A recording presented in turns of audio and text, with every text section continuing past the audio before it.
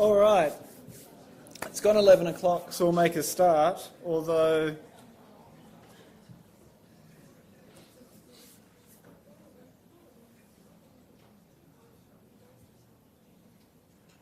it's gone 11 o'clock, so we'll make a start. Although it was supposed to be being recorded. I was told it was going to be recorded, but it doesn't appear to be on my panel or over there. But I did email last week saying that these last two lectures might not be recorded, certainly when I was expecting to be in commerce.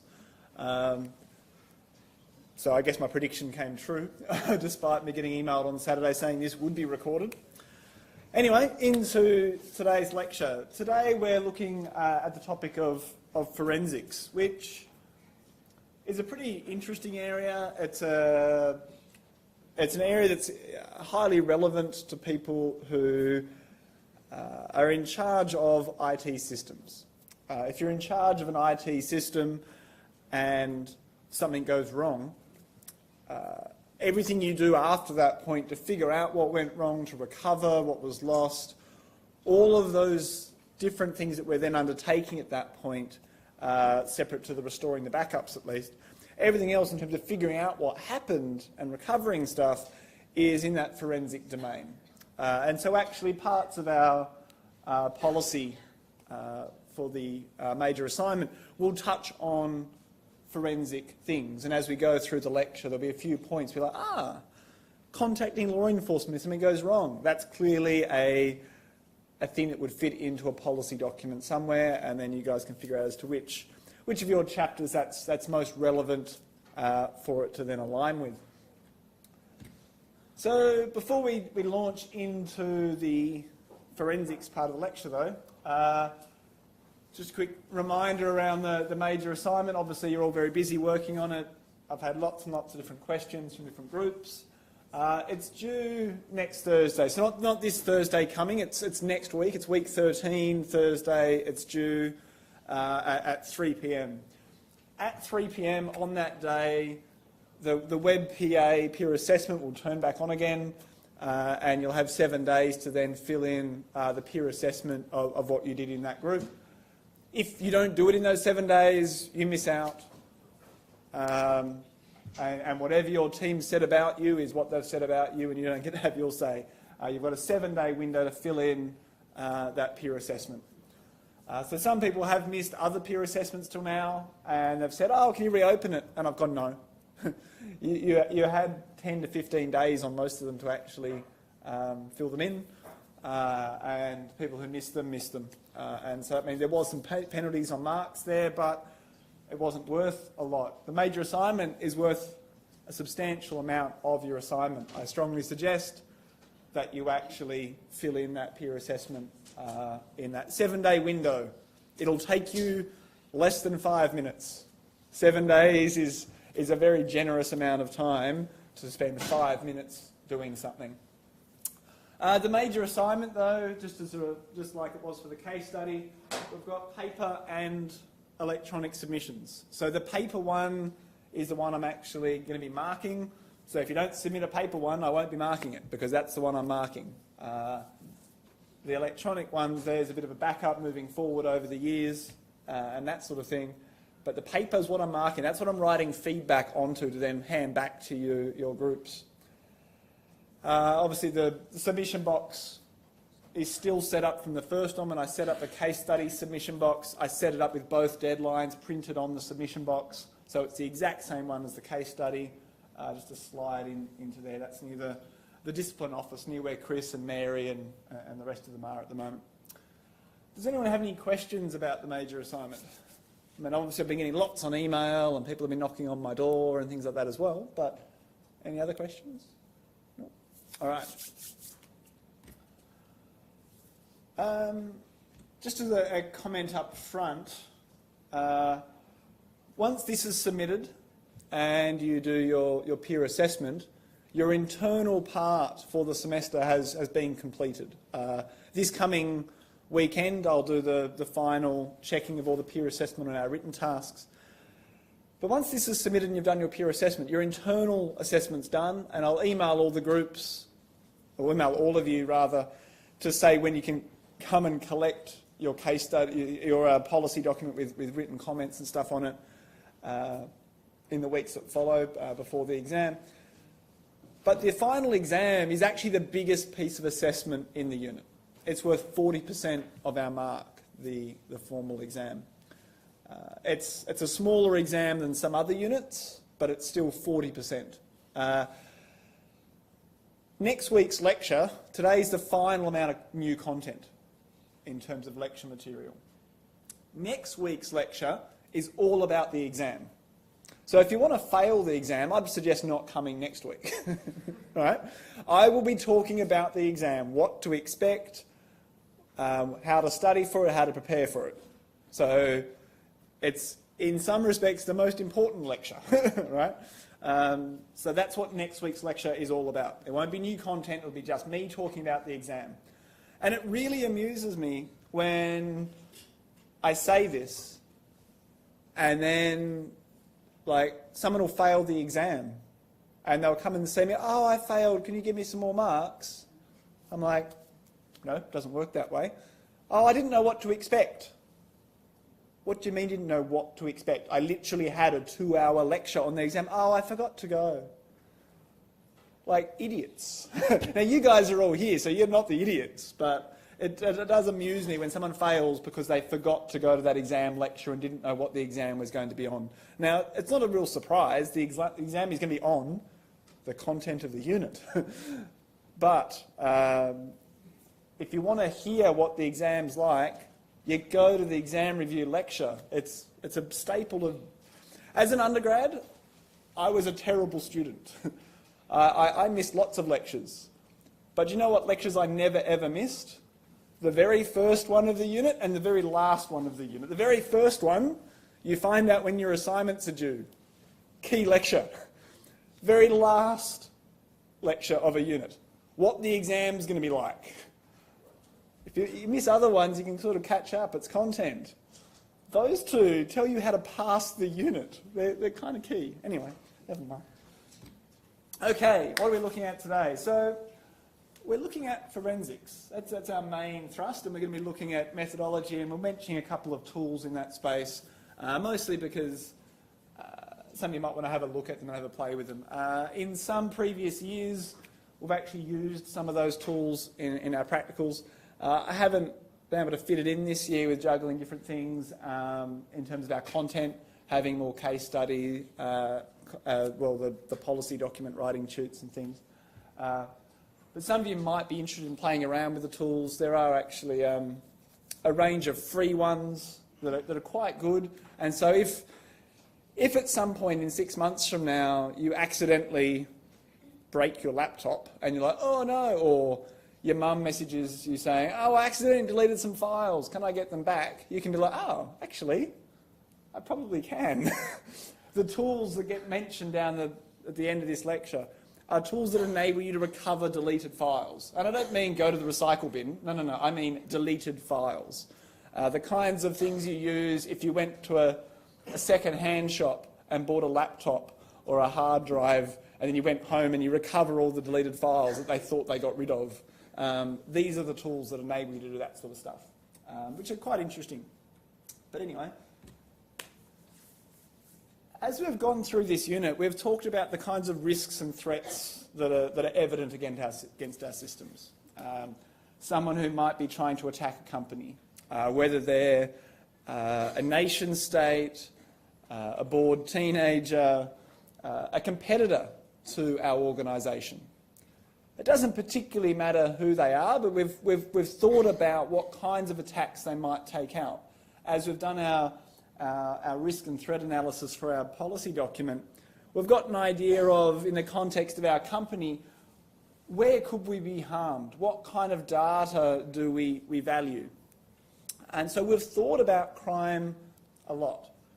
This lecture is really about, if that happens, what do we do next?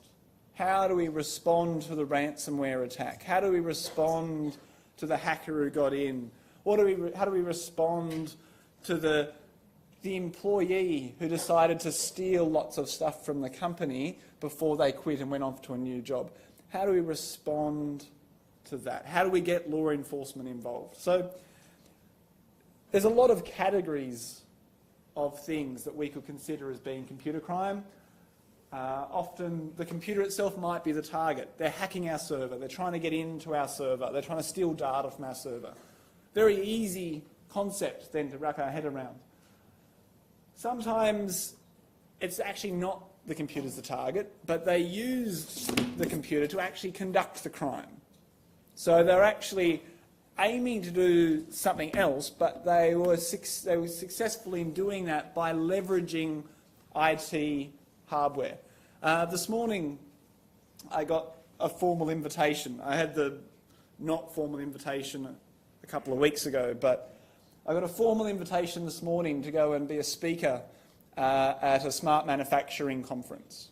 I don't know anything about smart manufacturing, but last year when Cadbury's had their problems, I was the one in the national media talking about it. And so they've gone, aha, let's get that cybersecurity lecturer to come to our conference and talk to us about it.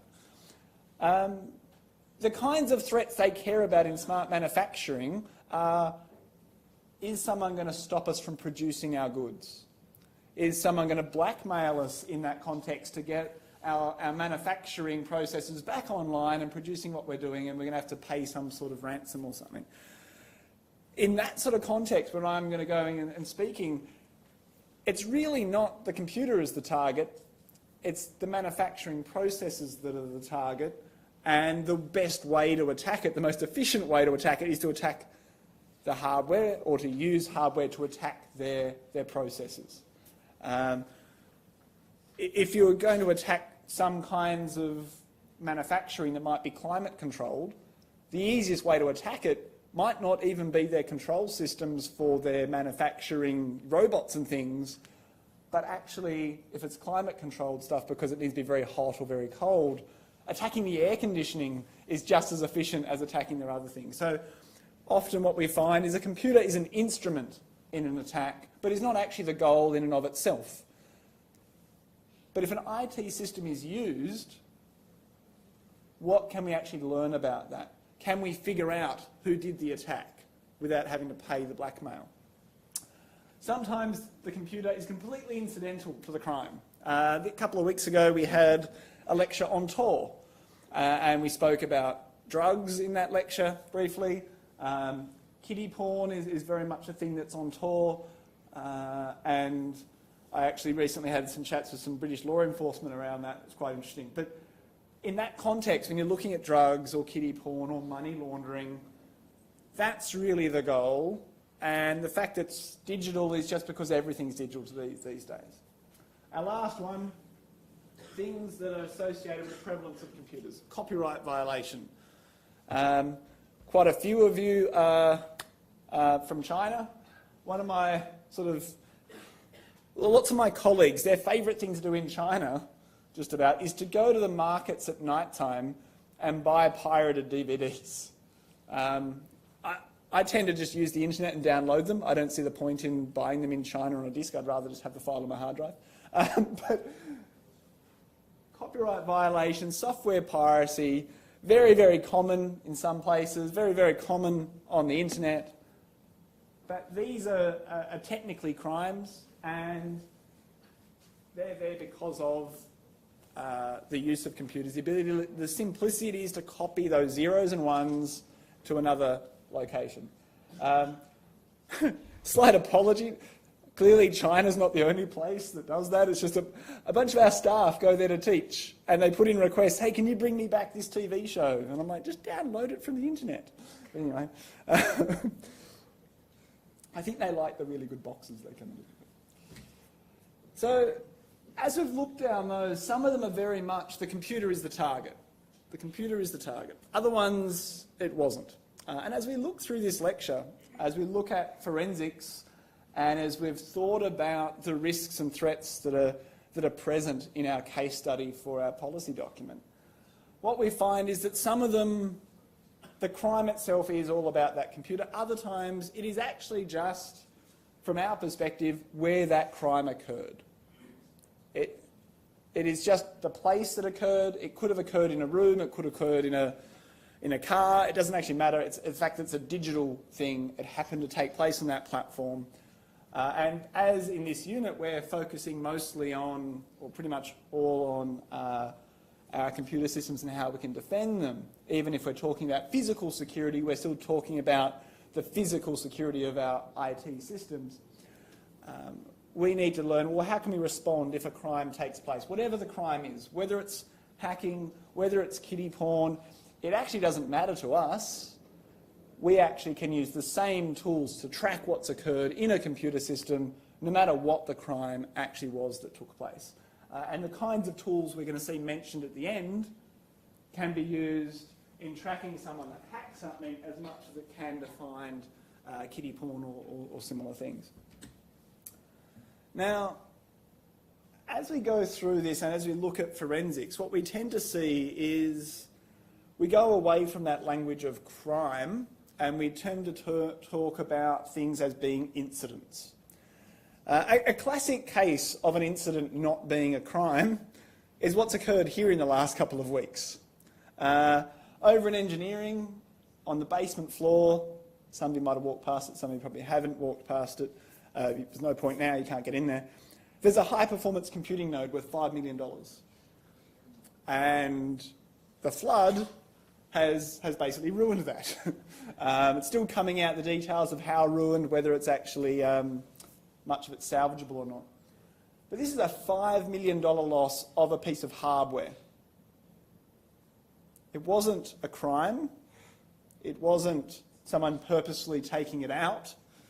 It was an act of God, as it were. It was a storm that then flooded a building. Along the hallway near where that is, there's PhD offices where they've got PhD students with mountains and mountains of data that are now sort of somewhat washed down onto the oval. All of these are things that have occurred that some of it could actually be quite easy to recover the data by using the tools we're going to see mentioned here.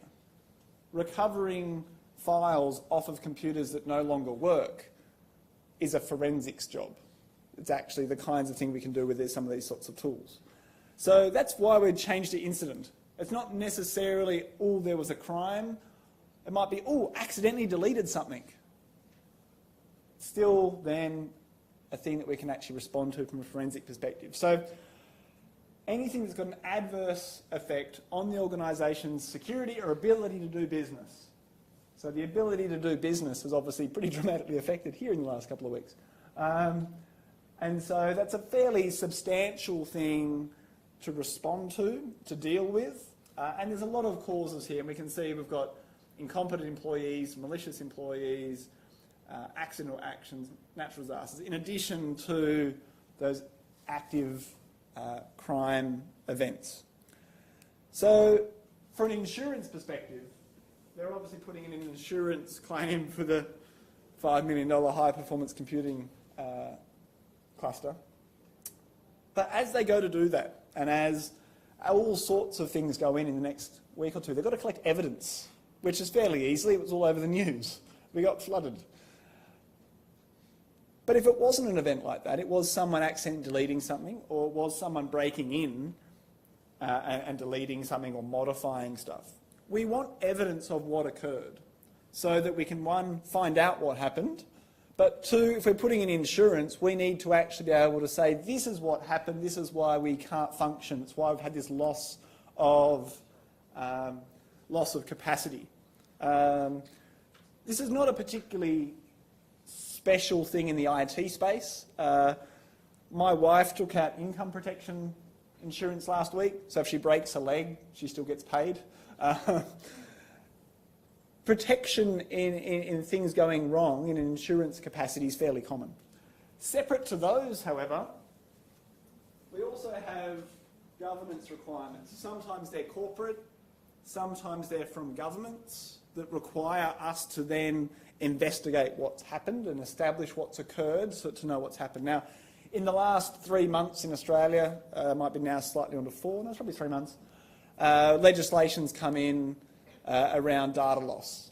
And so if an event happens and a company loses data, the NDB scheme that we mentioned in about week 3 now means that companies have to report that that data has been stolen. We're about to have might be tomorrow, is it May 22nd? It could be May 22nd. In Europe, they're bringing in laws around, it's called the GDPR, around actually disclosing of stolen information.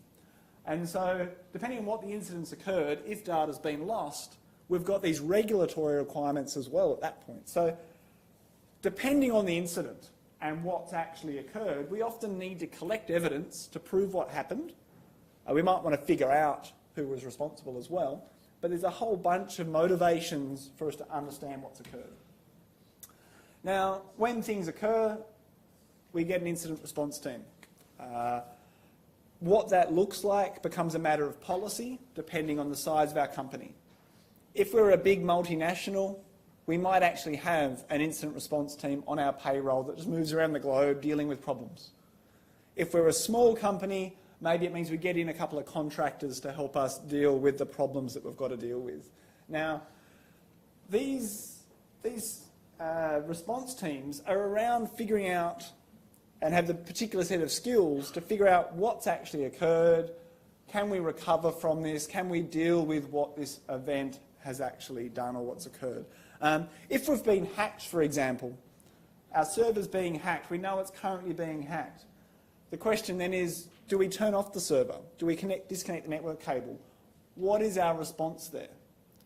That's a matter of policy that we need to then establish. If our server's being hacked, turning it off actually might be the wrong thing. The person who's connected to the device is currently connected to the device. By turning it off, we remove their ability to see any more data, but we currently have evidence in RAM, in memory, of them on our system. So turning off the system actually removes evidence of their presence. So unplugging from the net, shutting down, different contexts, different scenarios are going to need a different response. And that's why incident response teams are so specialised. They're looking at dealing with these quite particular problems which are not what we deal with on our day-to-day job. And so an incident occurs, we call in an expert to figure out how best to respond. How do we catch this person who might have hacked in or whatever? We then, other than decide on, are we shutting down, are we keeping operating, we've got to actually conduct forensics. We need to find what evidence we actually have. We've got to preserve what's there. We've got to document what's actually happened. We're looking at establishing a track record of what's taken place, a timeline, and some of this might end up result in us calling law enforcement, LE's law enforcement. So calling in the cops, whether it's federal, whether it's state, depends on what kind of thing's happening. But calling in law enforcement, if it's actually a crime being committed, is something that has to occur at some point. And a lot of people have mandatory reporting things on them for different kinds of contexts. And so calling in law enforcement often isn't an avoidable thing, but you might want to start collecting evidence at some point. As you do that, so you can explain to them what's actually happening. So forensics is really about trying to deal with two things. Now, the first one's what happened, the second one's who's responsible. Now, in a flood scenario, it's not really who's responsible because it's, there's a lot of rain. But in our context here at the university, there will actually be a how can we deal with this moving forward. The water that came down the hill actually filled up a creek bed that I knew that creek bed was there. I remember having a barbecue in it back when I was in first year. But it never fills up. You suddenly get a 100-year rain event and suddenly it fills up. So why were there no actual contingencies in place for dealing with that much water off of what is clearly a natural creek bed? So who's responsible? What happened? In any incident, that's what we've got to then establish. Now, if it's a crime being committed, what we're then looking for is what happened? Well, how did they get in? What have they accessed? All those sorts of questions. We expand out the what happened. Who's responsible? We're trying to figure out whose IP is this that's currently in our system? What are their motivations? What are they likely to do with the data they've stolen? So we can start to work back from that and figure out how to handle the situation. Now, a lot of computer crimes are not prosecuted. That's partially because a lot of things can be considered a computer crime, but the cost of prosecuting it might be dramatically more than the loss that you actually incurred. So it becomes they got in but they didn't steal anything.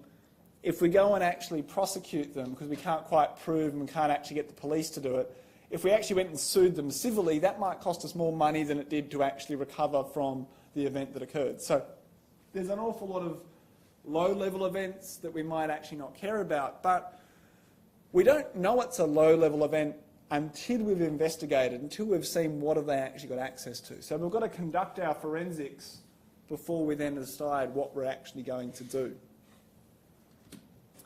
Now, one way of thinking about forensics, an important way to think about forensics, is to look at normal forensics and ignore IT forensics for a moment.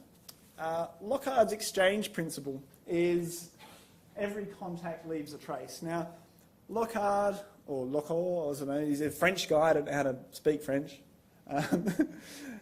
He was a normal police forensic guy who's solving murders and those sorts of things. So conventional police forensics is what you expect.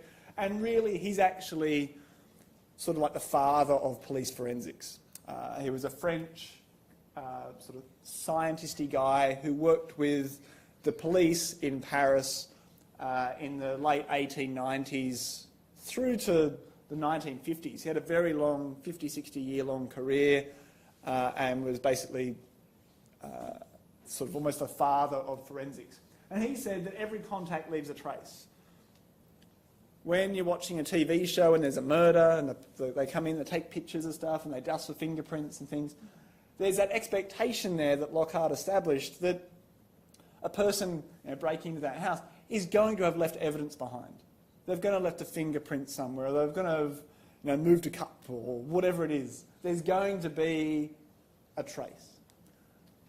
Doesn't matter if it's a murder or someone's hacking into our server, there's always going to be a trace. In the electronic world, we have that same principle, that every contact leaves a trace. Our packets, as they go across the net and arrive onto a network, they're going through a firewall.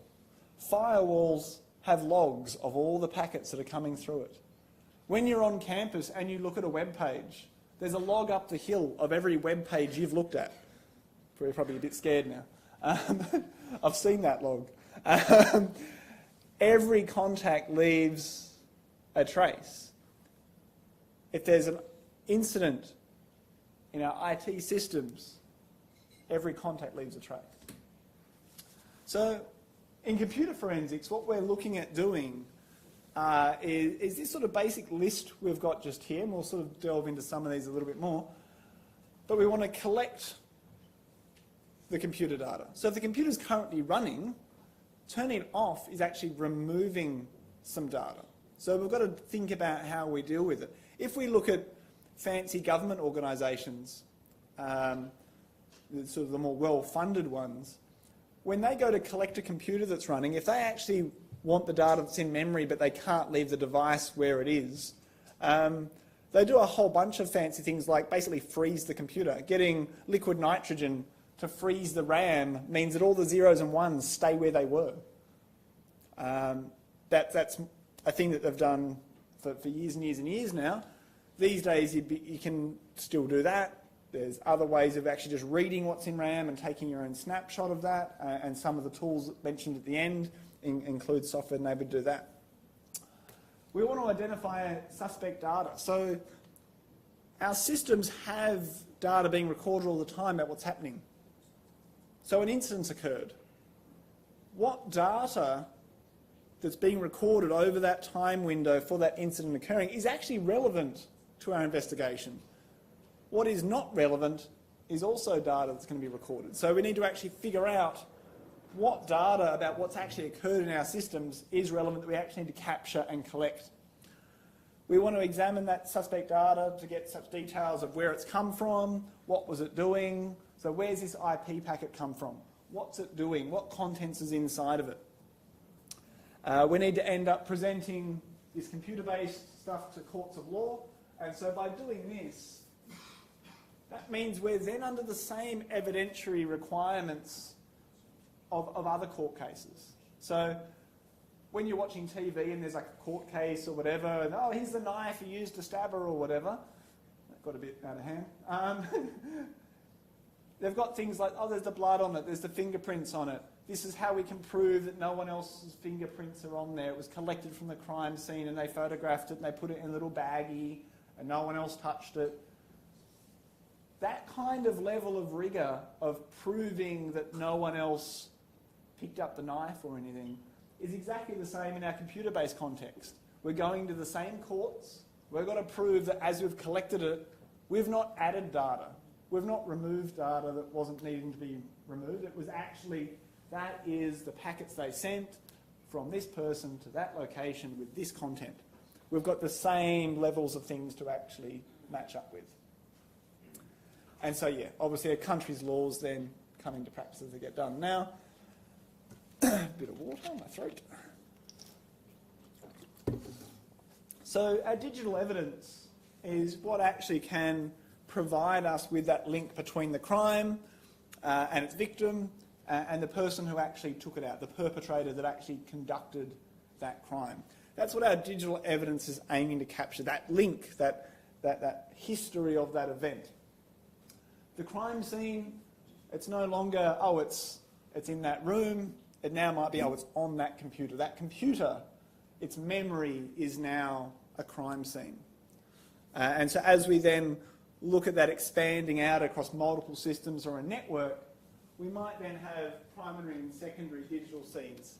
What devices did they go through before they then committed that crime on the device we actually care about? Did they commit other crimes on other devices as they got into the system? Now, digital evidence is actually pretty volatile. If it's in memory, turning off the computer might actually wipe it. So we're talking about stuff that's pretty volatile. Once it's actually been contaminated, been hampered, been changed in some way, it's very hard to decontaminate it. You can't actually then, oh yeah, I accidentally deleted the packet, I've modified the packet. We're actually then at that point stuck. That evidence is no longer there. Just like in that crime scene of the person going, oh, here's the knife or here's the gun, they've picked it up with their fingerprints all over it. It's now contaminated. You've smudged the fingerprints of the murderer. Much the same here in our digital space. So courts' accepting of evidence is based on the best evidence. What is the best quality evidence we've got? That gets presented. So if we've contaminated ours and the defence, the person saying, oh, I didn't hack in, I was somewhere else, is then going to trust the best evidence, just like you expect normal court cases to. With computer data, printouts and stuff are pretty common because that's what juries and judges can understand. But realistically, it's about actually getting these bitstream copies. What's a bitstream copy? If we've got our hard drive, or maybe it's our phone, and there's a crime that's being conducted on this phone, interacting with the phone to find out what they did is actually interacting with them, modifying it. And so what we actually can do, and what the police spend most of their time doing, I do a bit of work with them, they spend a lot of their time imaging phones. And so a crime's being committed, maybe it was recorded on a phone or whatever, they then get the phone, plug it into a computer, and then get a complete bitstream copy, every 0 and 1. They're not looking at the data initially, they're just going to the hard drive and getting every 0 and 1 that's on the hard drive off. Get a complete copy of the memory of the phone. They can then interact with and do whatever they want with that data without affecting the original. They can then search through for files. They can actually then try to piece together possibly deleted files and recover them then from the copy that they've made. So bitstream copies allow us to actually get a perfect representation of the device without modifying it, without losing any of that data. So as we go about doing that, the chain of custody of that bit stream of data is actually vitally important. And some of the tools that we'll see mentioned at the end, they actually built into the tool, as you go to image the device, it allows you to put a case number in it and actually get used by law enforcement around the world. And some of the really good ones are actually developed by law enforcement agencies that they then put online for everyone to be able to use. They allow you to check the custody of the device, of those zeros and ones, so people can see who's interacted with and what changes have been made. So here's a list of 6 forensic principles, and I'll just quickly zoom down through them to give us an idea of what we actually are looking at doing and preserving. So 1, when dealing with digital evidence, all of the general forensic and procedural principles must be applied. So that's saying, just because it's digital doesn't mean we treat it any differently. We still treat it with the same evidential requirements we do for physical evidence or DNA evidence or any other kind of evidence we come across. Upon seizing digital evidence, actions taken should not change that evidence. So as we've copied off everything off the phone, that procedure of copying all those zeros and ones shouldn't have the ability to change any of those zeros and ones. It should be a perfect copy without a change occurring to that data. The processes we see that do that, the first thing they do, when they get the phone or whatever device it is, they look at the hard drive and they calculate a hash of the hard drive. They calculate a hash, so they've got a measure of the integrity of that set of zeros and ones. However big it is, generates a hash. That means as they then copy it later and people interact with it, they're able to actually recalculate the hash, and does the hash still match? With that chain of custody, what we see is the person who first finds the phone, they create the hash and they sign it with a digital signature, with their private key. Everyone else further down that chain who have the public keys are able to go, oh, here's the data, create the hash, then we can actually match that against the signed copy, because we've got the public key of the original person. Oh, it hasn't changed. This evidence is still intact. It's not been modified. Therefore, I can trust it and do whatever I need to do with it. When it's necessary for a person to access original digital evidence, that person should be trained for the purpose. So this is Captain Obvious, really. It's just the same as any other artefact we have in a court case. The people that interact with them have to be trained to be able to use them. That way they don't modify or harm our evidence.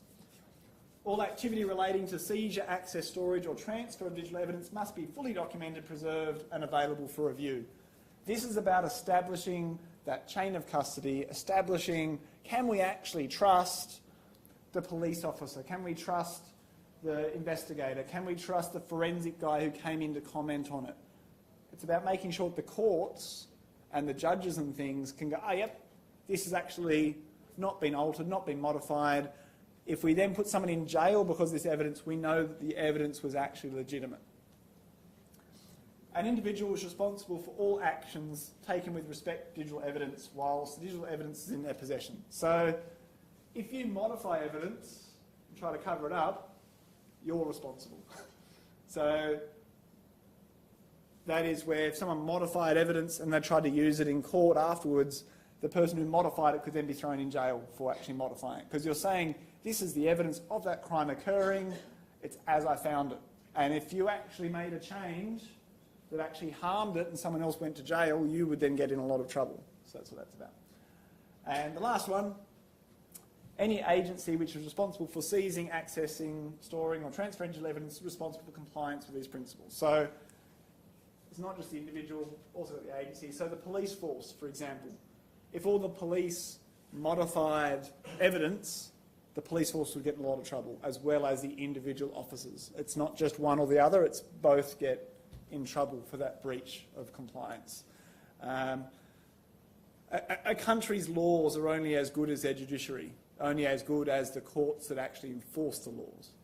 And so this is about making sure that those things that come before the courts are actually in alignment there. Okay, so that's very much the high level stuff. Let's now look at a little bit more detail of what we're actually talking about. Forensics can really be described as being a three-step process.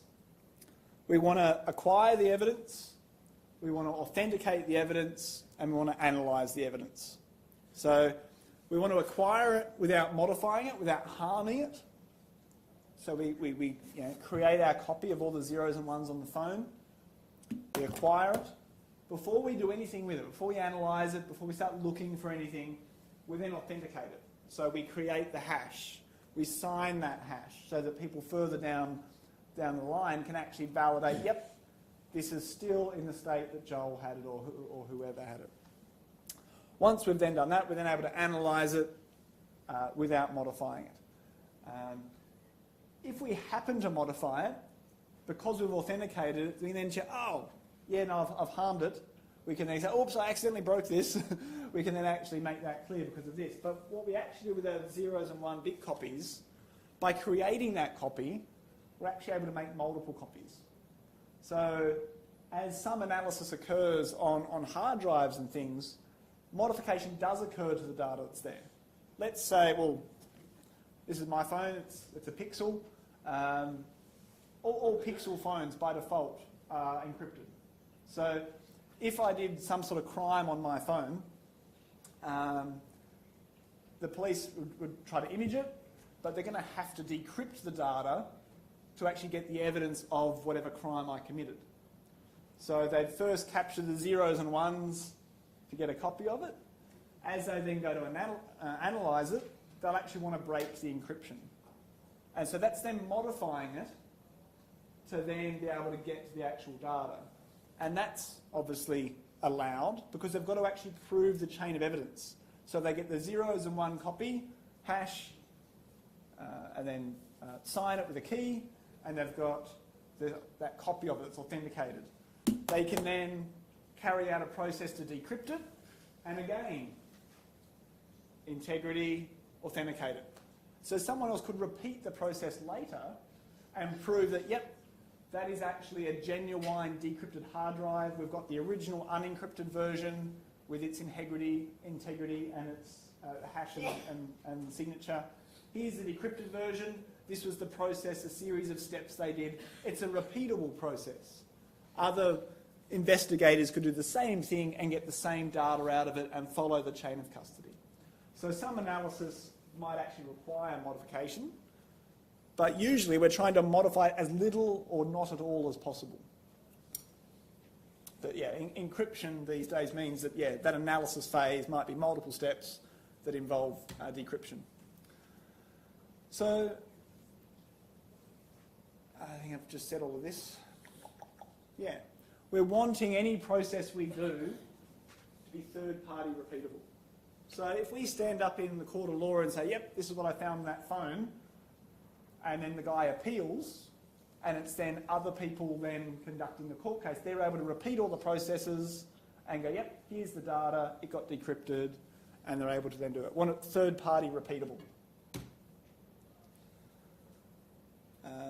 If we don't follow the sort of basic rules of evidence, we'd likely to lose our prosecution. So if someone's done something against our company and we've actually then modified the data in some way and that get found out, we're likely to then not be able to successfully prosecute them.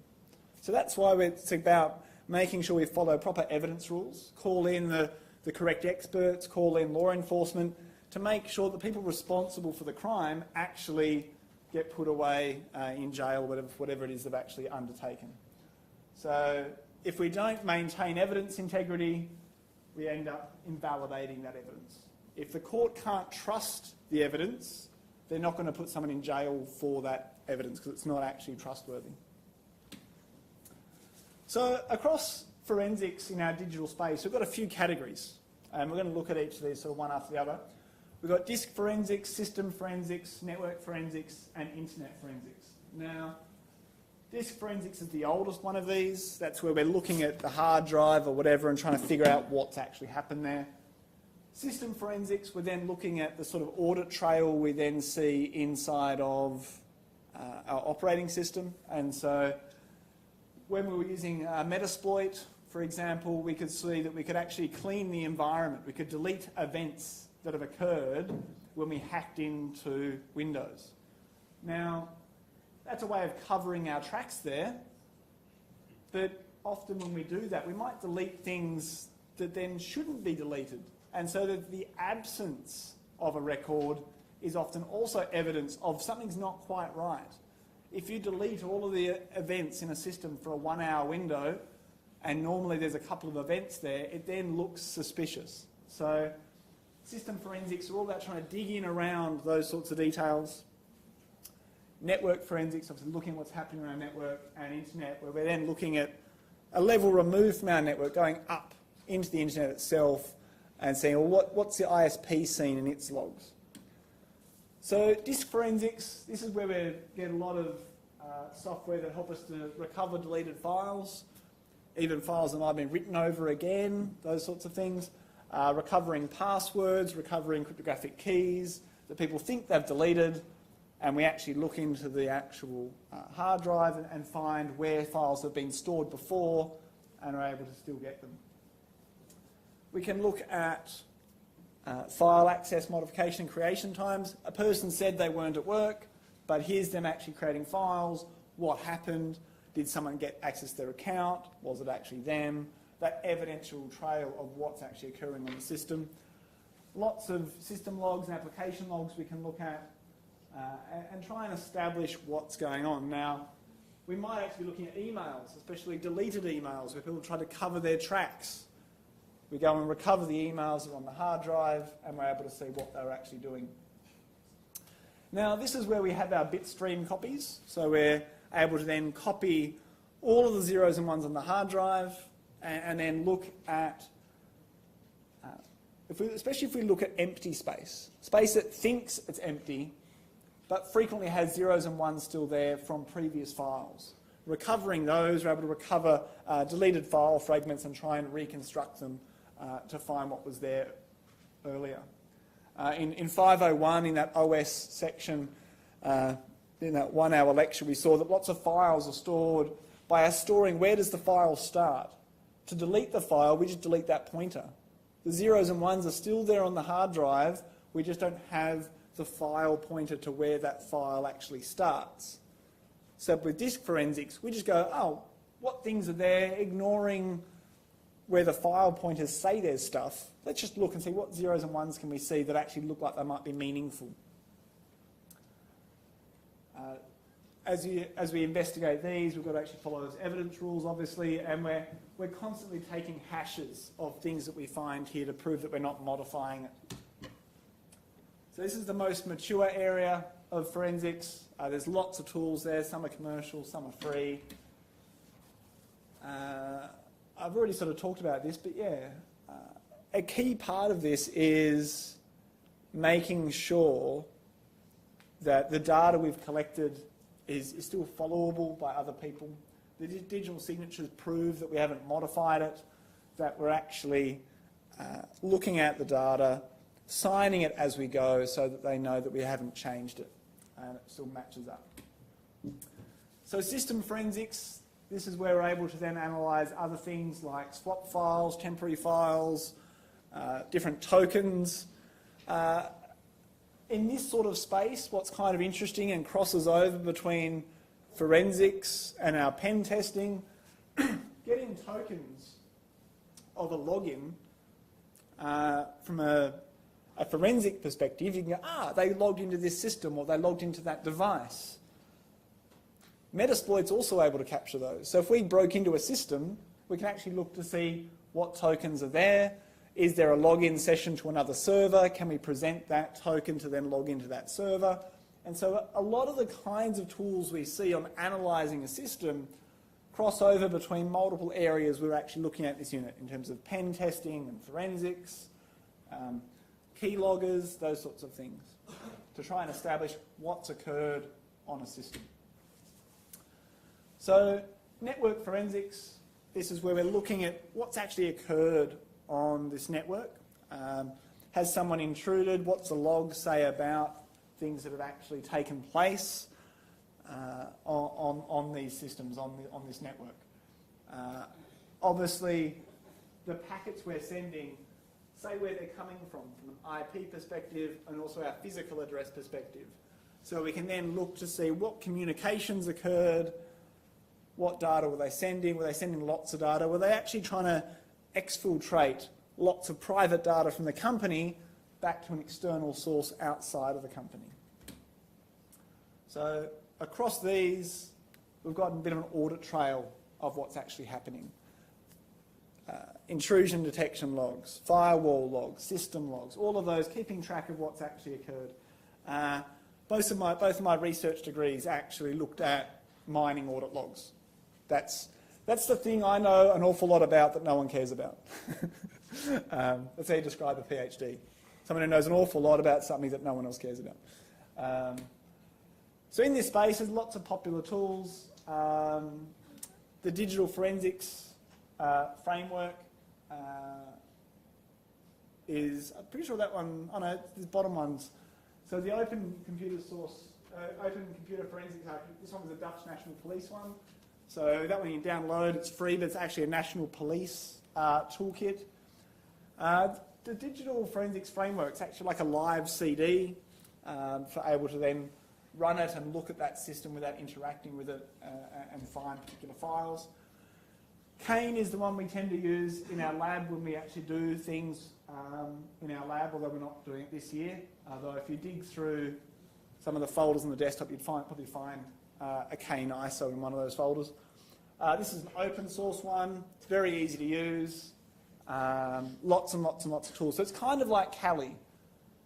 Kane is an OS that's filled with tools. Just like Kali is a normal OS, it's just got lots and lots of hacking tools in it. Kane is just filled with forensic tools. The SANS Investigative Forensics Toolkit. SANS is probably the biggest security training organisation globally. They do lots and lots of training and lots of different certifications and things. And they actually have a forensics arm. And they also have a toolkit that contains a whole bunch of free stuff as long with some that have charges or software you've got to buy as well. So if you are super interested in this space, SANS is a place that has certs in this that you could then investigate. So in summary of this forensics stuff, when things go wrong, it's not just a case of us going, oh, something's gone wrong, let's just turn everything off and go to bed.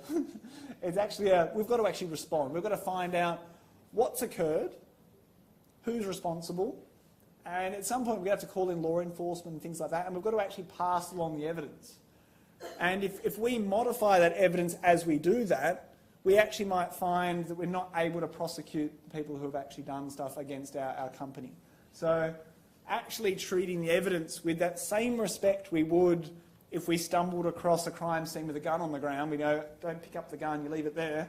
It's exactly the same in our digital space. We need to actually treat that evidence with that sort of respect and call in experts or train to become an expert if that's what we're interested in that space.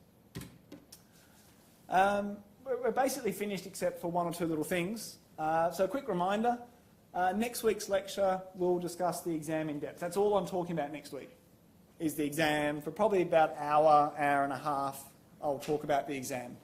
I'll go through last year's exam and we'll throw it up on the screen and I'll talk about possible answers and things, because last year's exam is not this year's one, they're different. And so that way you get a firm idea of what to expect when you're in the exam. But we'll now do an attendance. Everyone log on to Milo.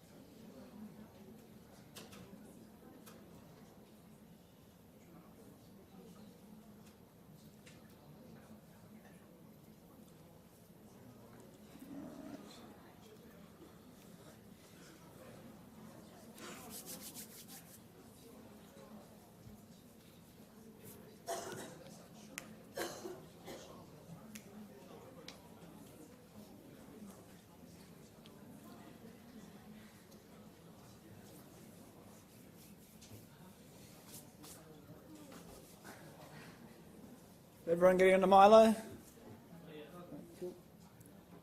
Okay, so our password is friends. Just a random word, friends.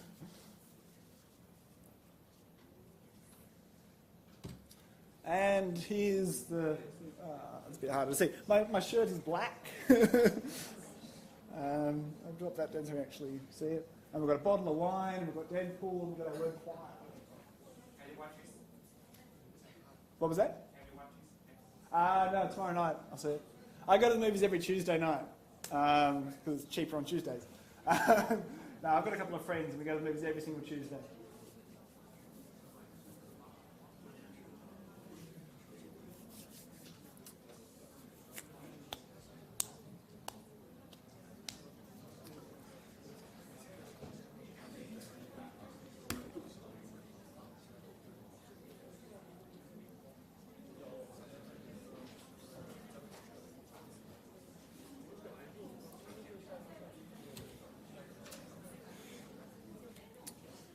While the last couple of people are just finishing that off, a couple of weeks ago in our first lecture on cryptography, we talked about Kerberos. And our week 10 reading was also all about Kerberos.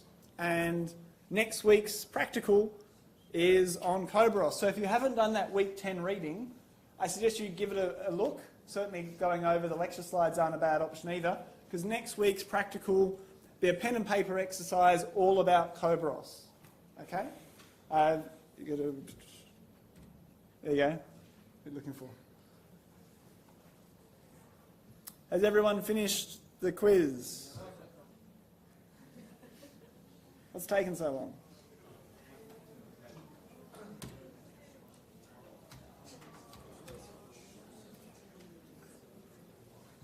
All right, who's left to go? Come on, hurry up. What? Which one was it? I'll have to fix it if I put that on. So, I can still see marks. I can't have got a problem. Maybe I still got this previous group. I'll double check. I can see that you were technical, so it's all good. All right, everyone, that is the lecture. I'll see you all next week when we're talking about the exam.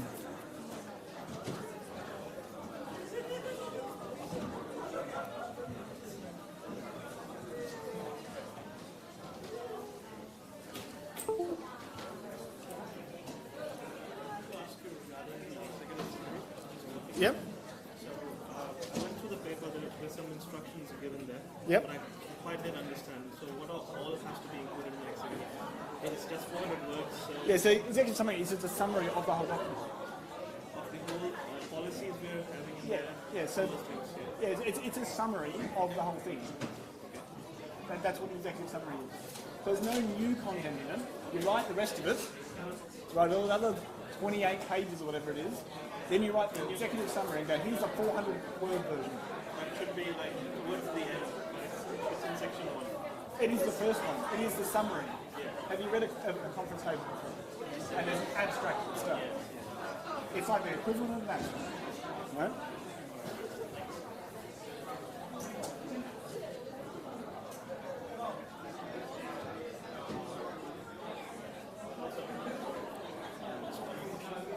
Yep. Regarding the definitions of the security tools we are using. Yep. So it has to be, let's say, the hash we're using in it or the kind of technology we're using. Do we have to give a definition of what those things are? Or So what a particular technology is a specific policy. The intent of a policy is a general policy. So specific policies might mention actual techniques, yes. actual technology? Hi Joe. For the major assignment, Yep. I need to take part in the executive summary and the introduction. I mean, what content should I write in the executive summary. So the executive summary Yeah. is just that. It's a summary of the entire document. So you can't write that until Entire- everything else is done. So, yes, but It's like a conference Yes. paper having an abstract. oh, yes, but It's not just your side, it's the whole and group's I also know responsibility. that for the part of the introduction, it is an extension context of the Case study, yep. case study. Yep, it is. And it also requires us to describe an assumption. Yep. What is it about? Whatever's relevant to your case study. What other assumptions have you as a team made about how they operate? Oh, It's more detail very much about the so. case study. Yep. No, go. Yeah. I'm writing a manual security about this selection. Yep. We can build out like a intro.